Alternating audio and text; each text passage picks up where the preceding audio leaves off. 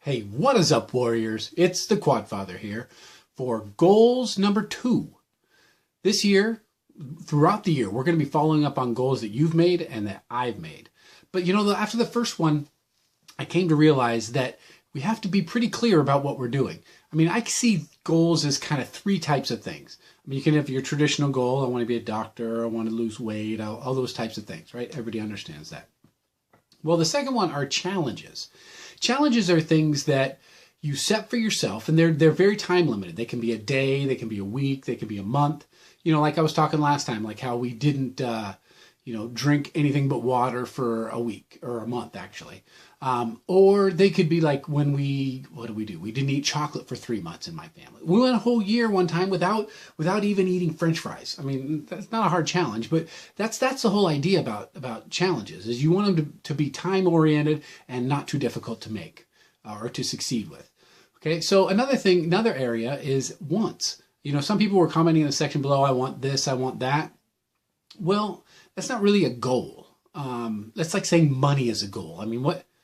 Okay, you don't want money. If I put you on an island with stacks and stacks of money, what could you do with money? Money's useless. So it's really what money affords you, what you can do with the money. So you want to be successful so that you can have the things you want, do the things you want, help the people you want, right? So money, not really a goal, really being able to help the people or to buy the things that you want or to have the freedom that you want. That's really what you're talking about when you say I want. But that's really not what we're talking about. We're talking about goals and challenges, okay? So goals. Okay, they can be short-term or long-term, right? You can make them for a year, you can make them forever. Things that you want to do or accomplish or become in your life. You want to be famous. You want to have, a lot of people were talking about how many subs they want. Matter of fact, Quad was talking about how many subs or Twitter followers or things like that.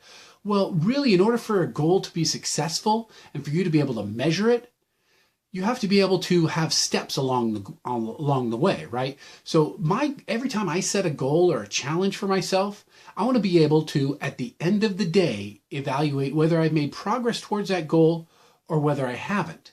Because that's the problem is, you think about it, how much have you heard about New Year's resolutions in the past few weeks? Well, how much do you hear about New Year's resolutions in June? You don't, because either people have reached them or they haven't. So that's why I like breaking up goals into small little pieces of challenges for each week or for each month. So if you can't think of a goal or a challenge that you want to do, I'll suggest a couple. One is just write a sentence about each day. Simple enough, right? Innocuous, pretty easy. Or how about take a picture that represents each day? Okay, those are simple. But the reason I point those out and I suggest those if you haven't thought of anything else is because you realize how difficult it is to do something every day. And we're going to talk a little bit about next time. We're going to talk a little bit about what happens when you fail. What happens when you fall short of the goal that you set for yourself? Because that's what happens, right? People set these large goals and they don't achieve them or they mess up along the way. How do you counteract that? Okay. So in order to have a success in your goals, you have to have a well-constructed goal. Okay. So challenges. I really have enjoyed in the past, 4 or 5 years, really, setting up little challenges for myself because it drives me throughout the day. Every time I encounter something that will either propel me towards my goal or move me further away from my goal, I'm faced with an opportunity. And it keeps it fresh in my mind. It also has to be time limited. Okay, you have to be able to evaluate your progress for the day and for the week and for the month.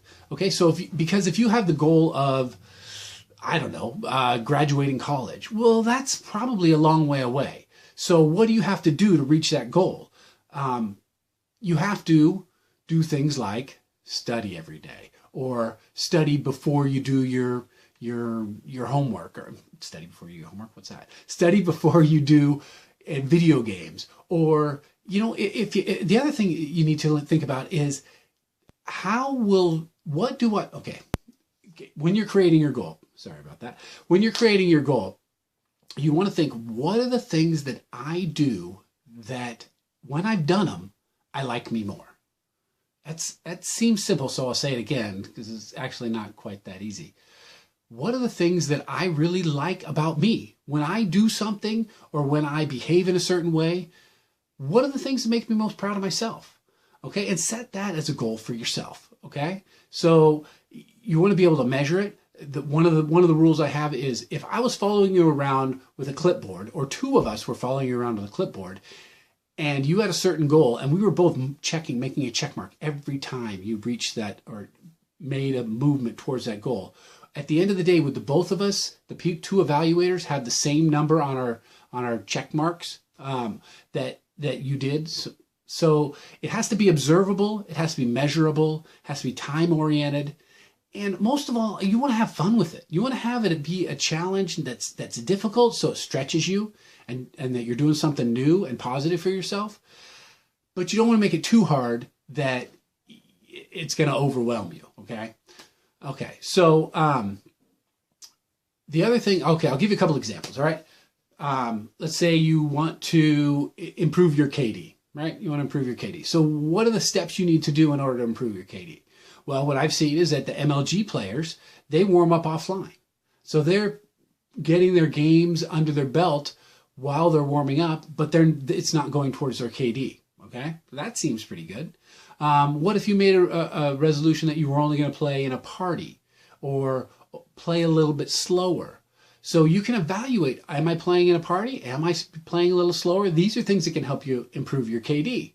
I mean, this is not a video gaming video, but those are things. Or what if you wanted to raise your grades, right? So maybe I want to be on time to class. I want to be on time to every class. I want to take notes in every class. Maybe I don't use my cell phone in class. Those are measurable, right? And then when you're moving along, you can reward yourself with video games, but only after you do your homework, right? Maybe you decide that you're going to talk about school to your friends that you know. Okay, so because a lot of people don't talk about school because it's not cool or whatever. So those are just some of the steps that you could take if your goal was to get better grades in school, right? All right, so now some overall tips just that I think have been very helpful for me. One is get up early. I'm a person, I get up really early. I get up before 5 o'clock every morning. I go to the gym because nothing can get in the way. It's very hard. Not many people ask for an appointment with me at 5 o'clock in the morning. And what do I have to cut out? Well, there is a cost because I'm in bed between 9 and 10 o'clock. Because I always wonder, well, between 9 and midnight, what am I doing that's productive? How am I helping myself? But if I go to bed early, then when I wake up, that time is really, really productive. So getting up early. Also, sometimes people are stuck. They just don't have any momentum. They don't have any drive. So I say, just take 15 minutes. Just take 15 minutes, look around your room, just clean up. Just set the timer, do it for 15 minutes and just see how much you can get done in 15 minutes. I mean, everybody has 15 minutes to spare, right? Just don't play a game of domination. It's simple enough. And that'll get you moving. Or maybe take 15 minutes and just study. Just study for 15 minutes. I mean, it's simple enough, but that's enough oftentimes to get people moving and get people in motion.